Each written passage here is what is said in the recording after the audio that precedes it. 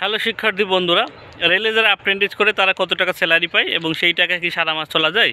অনেকের জিজ্ঞাসা, দাদা তুমি যে রেলে অ্যাপ্রেন্টিস করো তুমি কত টাকা স্যালারি পাও? দেখো, রেলে যারা অ্যাপ্রেন্টিস করে তারা মাসে 7,700 টাকা করে স্যালারি পায়, ঠিক আছে।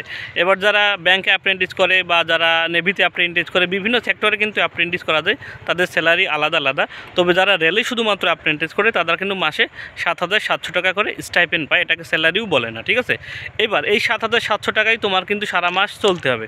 এবার তুমি কিভাবে চলবে সেটা কিন্তু রেল কর্তৃপক্ষ জানে না, অর্থাৎ তোমার নিজের যে 7,700 টাকা প্রত্যেক মাসের ব্যাংক অ্যাকাউন্টে কিন্তু তোমার ঢুকে যাবে এবং সেই টাকায় তোমার কিন্তু চলতে হবে সারা মাস।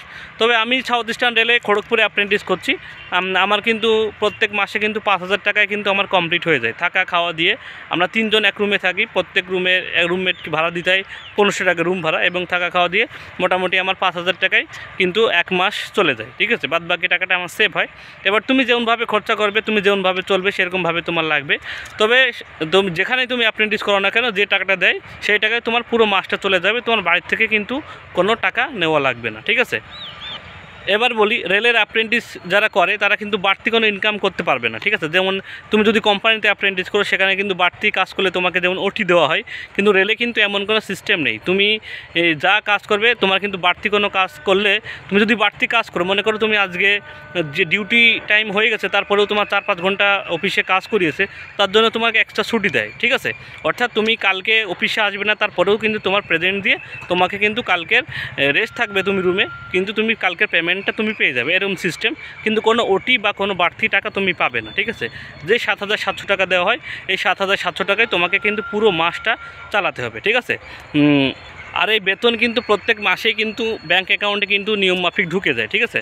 আমি সেপ্টেম্বরে 10 তারিখে জয়েনিং করেছিলাম, আমার কিন্তু 10 থেকে 15 তারিখ থেকে 20 তারিখের মধ্যে প্রত্যেক মাসে কিন্তু ব্যাঙ্ক অ্যাকাউন্টে আমার টাকাটা কিন্তু ঢুকে যায়। তবে প্রথমে যখন জয়েনিং করবে প্রথমবার কিন্তু টাকা ঢুকতে একটু লেট হয়। অর্থাৎ তুমি মনে করো এই মাসের 5 তারিখে জয়েন করলে, এবার তারপরে তোমার টাকা পেতে গেলে 1.5 বা 2 মাস লেগে যায় প্রথম পেমেন্টটা পেতে, ঠিক আছে। তারপর কিন্তু তোমার কিন্তু একদম প্রসেস বাই প্রসেস প্রত্যেক মাসেই কিন্তু নিয়ম মাফিক তোমার ব্যাংকে কিন্তু টাকাটা ঢুকে যাবে। কিন্তু প্রথম 1.5 বা 2 মাস তোমাকে কিন্তু কষ্ট করতে হবে। অর্থাৎ যারা রেলে অ্যাপ্রেন্টিস করতে আসতে চাচ্ছ বা রেলে অ্যাপ্রেন্টিস করতে আসবে, তারা কিন্তু প্রথম 2 মাসের খরচা বাড়ি থেকে নিয়ে আসবে। এই 2 মাসেই কিন্তু একটু কষ্ট হবে তোমার কিন্তু চালাতে, কারণ এই 2 মাস কিন্তু পেমেন্ট পেতে তোমাকে একটু লেট হবে। যার জন্য প্রথম 2 মাসের খরচা তোমরা যারা বাইরে অ্যাপ্রেন্টিস করতে আসবে তারা প্রত্যেকেই বাড়ি থেকে নিয়ে আসবে।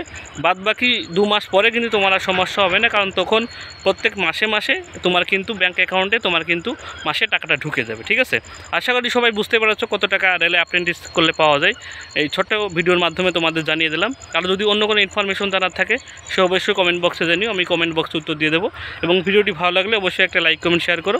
চ্যানেলে নতুন হতে থাকলে অবশ্যই চ্যানেলকে সাবস্ক্রাইব করে রেখো নতুন নতুন আপডেট পাওয়ার জন্য। সবাইকে ধন্যবাদ, সবার জন্য শুভকামনা রইল।